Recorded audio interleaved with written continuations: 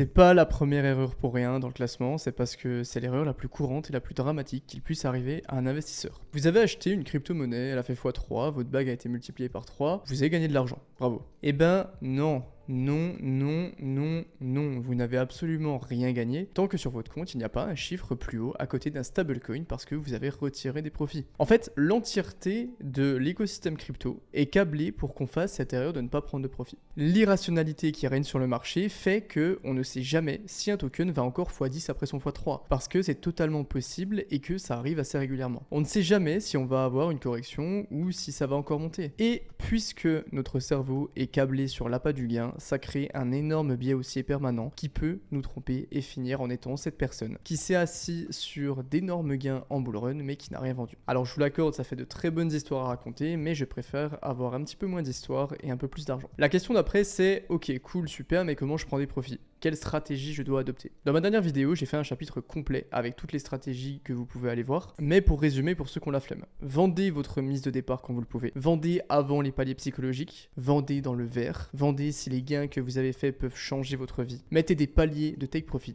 et gardez un petit moon bag pour rester exposé. Le problème, c'est que notre monde est basé sur la polarité. C'est beaucoup plus vendeur d'avoir un avis tranché. Je ferais tellement plus de vues si je rabâchais comme un malade qu'on allait avoir un bull run énorme cette année que vous devez absolument vous préparer parce qu'on allait au moins toucher les 200 000 dans quelques temps. La nuance, c'est clairement quelque chose qui n'est pas vendeur. Donc le problème de ça, c'est qu'on va donner énormément d'attention aux personnes les plus polarisées de l'écosystème et ça va créer un très gros sentiment de gêne chez vous parce que vous allez avoir des dizaines de comptes Twitter ou YouTube qui vont venir vous harceler avec des posts qui donnent très envie de cliquer et de FOMO. Je vais vous donner 5 exemples de titres de vidéos que je pourrais faire et vous allez réfléchir sur ceux que vous cliqueriez le plus. Bitcoin va très bientôt aller à 150 000, c'est votre dernière chance. Les 3 altcoins cachés pour devenir millionnaire lors du prochain bullrun. Bonus potentiel x100. Comment structurer son portefeuille pour optimiser sa prise de profit rationnelle? Le portefeuille ultime pour changer sa vie au prochain bullrun. Bitcoin baisse, c'est donc la fin du bullrun? Tu dois savoir ça. Petit indice, il y a 4 titres qui utilisent des mots qui stimulent la partie émotionnelle de votre cerveau, c'est-à-dire soit la peur de perdre votre argent, soit l'appât du gain en ayant une information qui peut vous faire gagner de l'argent. En fait, même avec de l'expérience, on peut très vite se faire avoir à écouter les autres et surtout à tomber dans des petites techniques de manipulation pour nous donner envie de consommer du contenu et soit d'être rassuré, soit d'être hypé. Il y a pas mal de petits mots comme ça qui vous permettent d'identifier ces contenus. Utilisez le mot caché ou secret pour vous faire croire que vous avez un accès premium à l'info. L'expression il sera trop tard ou prépare-toi maintenant. Ou alors faire croire que les choses vont changer dans très peu de temps pour créer un petit peu d'urgence du style tout va changer ou rien ne sera plus pareil. Je vous dis pas du tout de consommer ce type de contenu, vous êtes libre de faire ce que vous voulez, mais pour les plus nouveaux et les moins expérimentés, c'est quand même pas mal d'être conscient de ces petites techniques de manipulation pour au moins avoir le choix de rentrer dans le jeu ou non.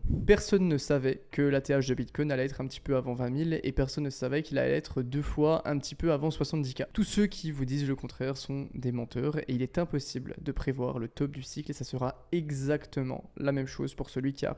Donc si Bitcoin passe les 70K, ce qui n'est pas impossible, mais pas sûr non plus, rien ne dit qu'il passera les 100K ou au contraire rien ne dit qu'il n'ira pas exploser les 200K. Donc ensuite vous avez deux possibilités. Soit vous ne croyez pas cette affirmation qu'il est impossible de timer le top du marché et vous essayez de le faire. C'est ce que j'ai fait au dernier bull run, je pensais être un petit peu plus malin et au final ça s'est pas vraiment passé comme prévu. Ou vous prenez en compte cette information et vous ajustez votre stratégie en fonction. Mais du coup, ça veut dire quoi, ajuster sa stratégie en fonction? Ça veut dire que vos stratégies ne seront plus structurées en fonction du top de bull run. Donc en gros, j'achète le plus bas possible et je vends le plus proche du sommet possible, mais qu'elles seront construites autour du bull run dans sa globalité. Dans quelle phase est-ce que actuellement j'estime être dans le bull run? Est-ce que en fonction de la phase dans laquelle je me trouve, je devrais plutôt sortir totalement ou partiellement, ou alors renforcer ma position? Si vous prenez 2 groupes de 1000 personnes, vous demandez au premier groupe de faire leur stratégie en essayant de vendre au top et de tout axer pour qu'ils essayent de timer la de Bitcoin. Le deuxième groupe, vous leur demandez de vendre seulement quand ils estiment que l'irrationalité est à son paroxysme sur le marché. À votre avis, quel groupe va avoir le meilleur prix moyen de vente? C'est sûr et certain que c'est le deuxième groupe qui aura le meilleur résultat parce qu'il se sera fixé une unité de mesure qui sera beaucoup plus tangible et beaucoup plus facile à constater que l'autre. C'est très facile de voir quand le marché part totalement en vrille et de sortir, c'est beaucoup plus dur d'analyser toutes les métriques pour mesurer quand Bitcoin sera au plus haut. C'est des erreurs bêtes, comme toutes celles qui sont dans la vidéo, en soi quand on y est à froid on a l'impression que c'est vraiment des erreurs faciles à éviter. Mais vous allez voir si vous n'allez pas avoir envie de vendre quand tout est rouge et d'acheter quand tout est vert parce que, je cite, ça va encore sûrement monter. Un conseil qui, je trouve, marche plutôt bien en investissement, c'est de toujours faire l'inverse de ce que vos émotions vous disent de faire. Si à un moment vous vous surprenez à être devant votre écran et à vous dire waouh, j'ai quand même envie de vendre alors que tout est rouge depuis littéralement une semaine, c'est un peu l'opposé du plan que je m'étais fait, mais j'ai quand même envie de vendre. Si vous vous dites ça, la théorie de l'inversement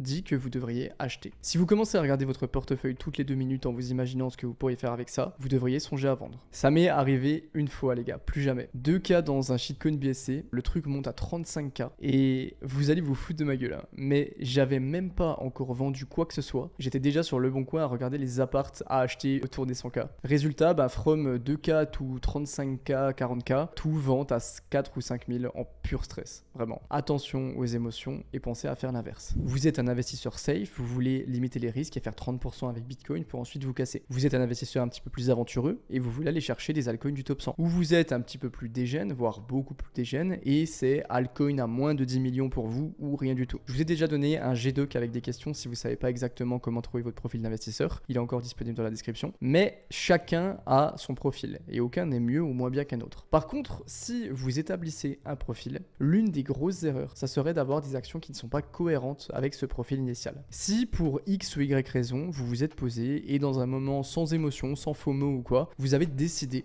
que vous vouliez être un investisseur safe, faites attention quand vous vous retrouvez sur Uniswap à mettre 30% de votre portefeuille dans un altcoin à 20 millions de market cap. C'est peut-être que quelque chose dans votre réflexion vous a échappé et que vous êtes tombé dans l'émotion ou dans un biais de manipulation. C'est pour ça que structurer son plan pour le bull run en amont est hyper important au passage. Soyez en accord avec le profil que vous avez établi à la base. Deuxième piège qui arrive juste quand vous avez fait l'effort de prendre des profits, c'est de mal les réallouer. Il y a beaucoup de personnes qui ont tendance à penser que ces profits qu'ils ont récupérés ont moins de valeur que leurs investissements qui sont toujours en cours et qu'ils peuvent augmenter leur risk-reward en les plaçant dans des allocations beaucoup plus risquées. Sauf que c'est archi faux en fait. Quand vous prenez des profits, vous devez les sécuriser, sinon c'est pas de la prise de profit, c'est juste de la réallocation de portefeuille. Donc du coup vous avez plusieurs possibilités. Soit simplement vous les conservez en stablecoin et ensuite vous les retirez du marché, soit vous les réinvestissez dans des actifs beaucoup moins à risque que là où ils étaient exposés initialement. Ça peut être Bitcoin, ça peut être Ether ou ça peut être des actions hors crypto, pourquoi pas. La stratégie que perso j'utilise pour garder un petit degré de risque, c'est de prendre 80% de mes profits, de les réallouer soit en Bitcoin, soit en Ethereum ou en stablecoin en fonction de la période et de garder 20% pour les réallouer dans des actifs un petit peu plus à risque que ce qui n'était initialement, c'est-à-dire des ventes privées, des launchpads, des low-cap, etc. C'est une sorte de moonbag de ma prise de profit, mais faites attention quand même, il est très fréquent de mal réallouer les profits qu'on a pris et de se faire avoir par la suite à cause de ça en partie. Ne croyez jamais tout ce que vous entendez seulement sur parole. Évidemment, tout le monde a des sources d'influence. Quand je regarde une vidéo Coin Bureau, je pars du principe qu'ils disent la vérité parce qu'ils ont une réputation qui est très sérieuse. Par contre, quand vous voyez des avis et des commentaires qui sont subjectifs, évitez au maximum de les prendre pour acquis. En fait, je vous jure, je peux vraiment hyper facilement vous faire 2 vidéos sur exactement le même projet, avec exactement les mêmes informations, mais changer un petit peu dans ma sélection de paragraphes, dans ma façon de parler, et vous pouvez, à la fin, en fonction de la vidéo, soit avoir très envie d'en acheter, soit avoir très envie d'en vendre, alors que je vous donne globalement les mêmes informations. Prenez les informations pour gagner du temps, mais pensez toujours à les vérifier si ça engendre ensuite un investissement de votre part. Les gens qui parlent de Shiba à 1$ par exemple. Comment vous dire ? Parfois, il y a pas mal de gens, surtout parmi les moins expérimentés, qui à cause du fait qu'ils ne savent pas comment fonctionne une capitalisation, un market cap complètement dilué, etc., vont fixer des prédictions et des targets de prix qui sont totalement irréalisables sur certains altcoins. Donc par exemple, ils investissent dans Matic, Solana, Ether, et ils se fixent des grandes targets de x50 parce qu'ils ont entendu que d'autres cryptos pouvaient aussi x50. Le problème, c'est que de par leur capitalisation trop élevée, ça n'arrivera jamais. Et ça pose un gros problème dans la gestion de la prise de profit de ces investisseurs. Parce que du coup, si tu fais ça, comment tu sais si tu dois prendre des profits si tu ne sais pas quel multiplicateur est bien, très bien ou impensable pour un investisseur? Eh ben tu peux pas.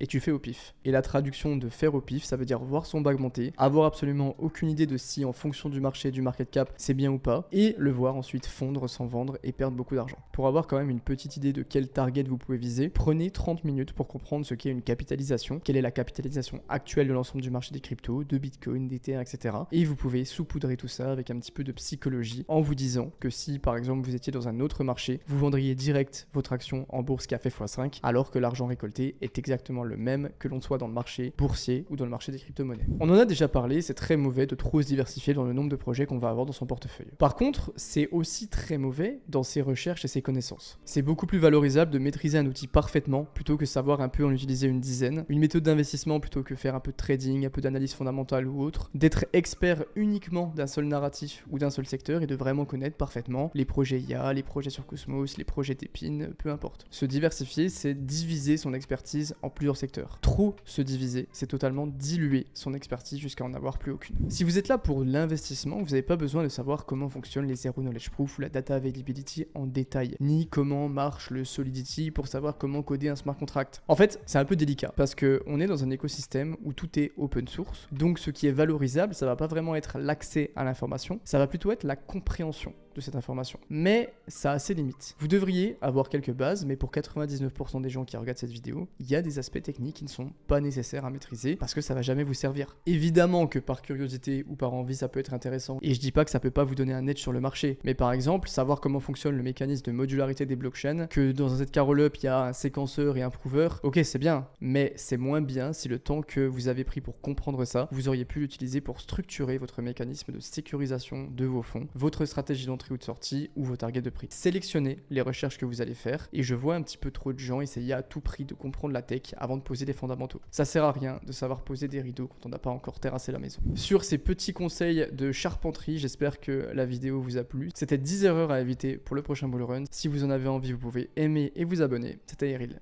Ciao les gars.